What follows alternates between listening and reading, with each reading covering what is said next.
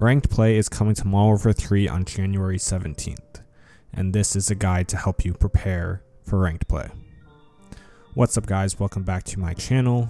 In this video we are going to be going through just some settings, and we're going to be going through just some settings and some things you guys can do to get ready for Ranked Play. These things will just help you get a bit better, kind of help you on your way to getting into Ranked Play for the first time, or if you're already into competitive side of Call of Duty. You might know some of these things, but some of these things you might not know about. These are pretty basic things, so I'm just going to be going over settings that majority of people use, controllers, different upgrades and stuff, classes to use, and then kind of just what you should look for when you're playing the game. So first things first is the settings. So I and most other people on Call of Duty use a controller. Controller is considered to be the best and easiest way to play Call of Duty with aim assist and movement and everything. People deem controller to be the best way. So I use controller. I use tactical button preset, so that just switches my melee and my slide, so it's on the stick. So that is the only thing that I changed there. Again, this is personal preference, but I just like to be able to slide and keep my thumb on the aim stick to be able to keep aiming and not to take it off. I think everything else in this is the same. Dead zones, I have 0 left stick min, 99 max. This is all dependent on your controller, which I will get into a bit more in the controller section. My controller actually can't get stick shift, so that's why I have my dead zones at 0 zeros, because there is no stick shift on the controller that I'm using, which I will share that when I get to that part.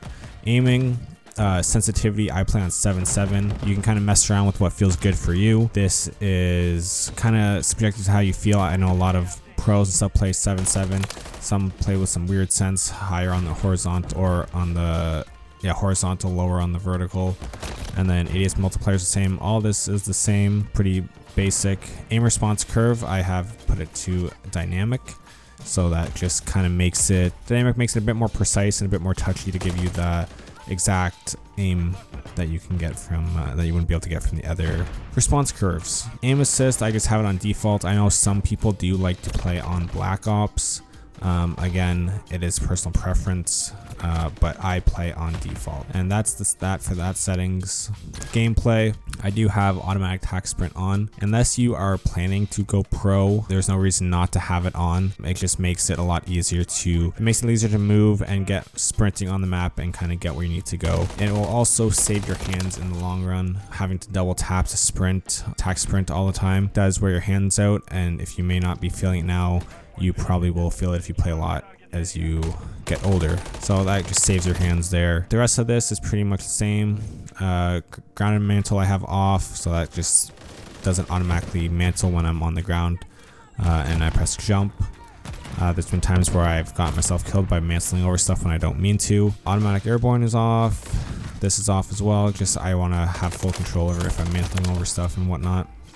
Slide, I have it to slide only. This makes it so your slide cancels and everything can be done a lot faster, and there's no delay on them. If you do the default, which is the tap to slide, there does seem to be a little bit of a delay when you slide, and it doesn't feel as responsive. So slide only will make that feel a bit crispier and better for you to do those slide cancels. And then the rest of this should all be the same. I don't believe I have changed anything with the other settings here. So those are the settings to go through, and hopefully a couple of them will help you out and kind of make your game feel a bit better. If I've missed anything, let me know in the comments.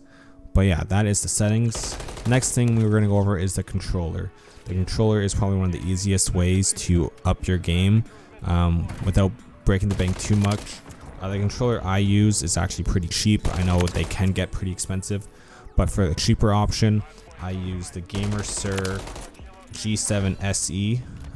They have Hall effect, triggers, and thumbsticks, which basically mean that there is magnets in the thumbsticks and the triggers. So when I let go of the thumbsticks, they snap back to the middle part of the controller, and that's why I have no stick shift on this controller. And you shouldn't get stick shift for the life of the controller. Other things should break on the controller before you get any stick shift on this controller. So it's cheap, it's 60 bucks. You can grab it on Amazon. There are some retailers that have it. but you can definitely just get it on Amazon. It's cheap, 60 bucks. I've been using it for a few months now, and I have no complaints. It has 2 buttons on the back. It has multiple profiles you can change to and remappable buttons. So for the price point, I think it is the best controller that you can get, unless you go into the top of the line of custom controllers. I would highly suggest getting this, and it is cheaper than just a normal Xbox or PS5 controller. So that is what I suggest there. It is hands down the best controller for the price point.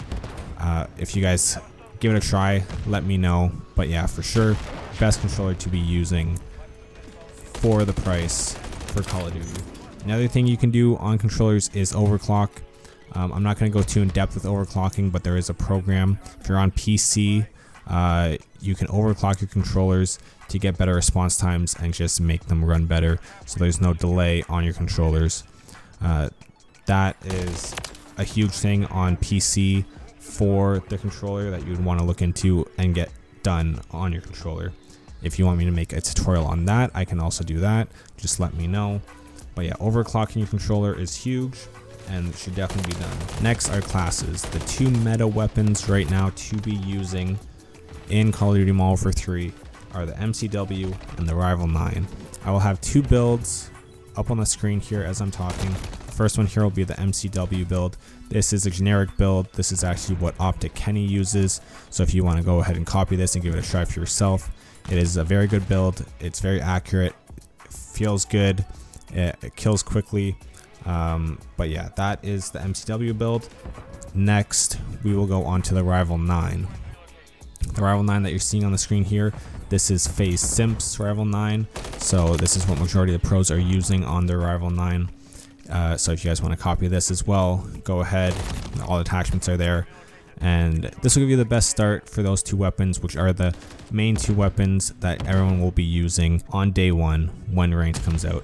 Again, the attachments and guns are personal preference. There are a few different options and attachments that can be swapped out, but for the most part, those are the 2 weapons and builds that majority of people will be using. Next is just to upgrade your specs, your devices, whatever you're playing on. I know this is probably the most difficult to get done. It's the most expensive, but getting new computer components, new graphics card, new monitors, whatever, does make a difference. It is probably the easiest way to get a leg up on the competition, but again, it does cost a lot of money. That's not the best option there, but it does make a difference in game to give you just a better advantage against other people. And lastly, it's just to play the game.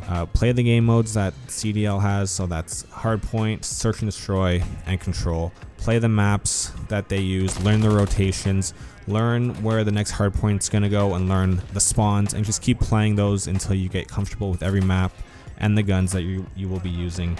And then you can progressively get better and know what angles to hold, the timings on certain maps, and just when you should be rotating and what you should be doing for each game mode. Now, until Ranked does come out, the modes and maps can be a bit difficult to get on just public matches, and the settings are a little bit different.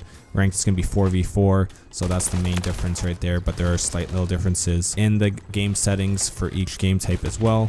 In terms of the maps, you'll want to be looking for on Hardpoint, Invasion, Karachi, Skid-Row, Subbase, and Terminal. Those are the maps for Hardpoint. For Search and Destroy, the maps are High Rise, Invasion, Karachi, Skid-Row, and Terminal. And then lastly, Control is High Rise, Invasion, and Karachi. So those are the maps and the modes to look out for and to start practicing on. So I would suggest trying out these settings, getting maybe look at getting a new controller, check out the classes that I previously shown, and see what you can do. I will be definitely playing Ranked when it comes out on January 17th. I will probably do some kind of series of playing Ranked, trying to climb the ranks, and see how far up I can get. I did get decently far in Modern Warfare 2. I didn't play much, but I played an alright amount. And if there is anything else you guys would like to know, or a different video on certain things, please just let me know. I'll be more than happy to make a video. We will be watching the CDL, following along with the competitive settings. I'm excited for Ranked Play to come out and looking forward to making videos. I will also be doing streams of Ranked Play when that comes out on YouTube, so if you want to check those out as well, I'd very much appreciate it. And then lastly, yeah, the gameplay. This is a Hardpoint Skid Row game. used the MCW. It was a close game. I think it ended 250 to 247 with us winning. So we were able to break the last hill there and get in, and with 3 seconds left before they could win it, and we came back and won that. So it was a back and forth game throughout the whole match. It was very close.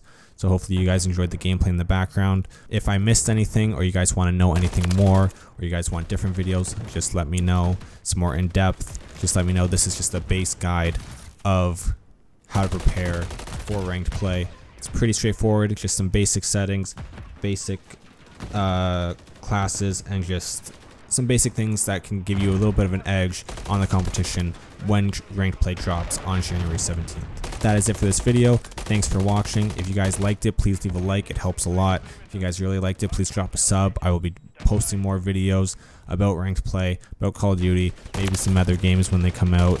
But yeah, again, thanks guys. I will see you guys in the next one.